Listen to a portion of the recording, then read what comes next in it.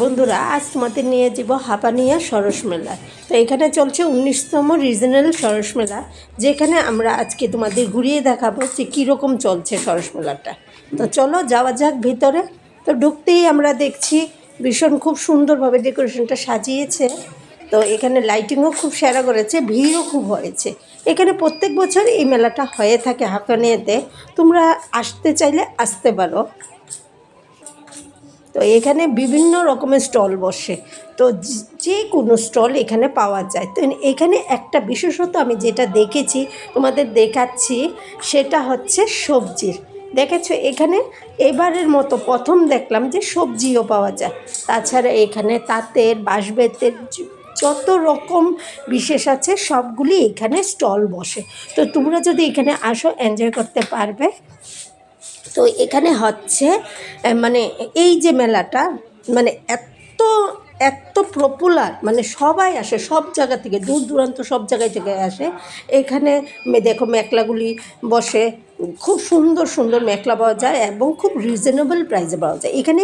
আবার এই যে ফ্লাওয়ার মানে যে চারাগুলি, ছোটো ছোটো চারাগুলি, ফুলের চারাগুলিও খুব রিজনেবল প্রাইসে পাওয়া যাচ্ছে। তো তোমরা যদি নিতে চাও এখানে আসতে পারো।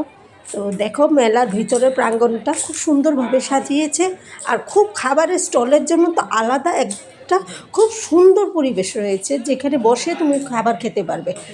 চালা আছে বাঁশ-বেতের বিভিন্ন ধরনের স্টল, যেটা দেখে আমার খুব ভালো লাগলো। এখানে দেখো একটা পাখির বাসা, এত সুন্দর লাগলো।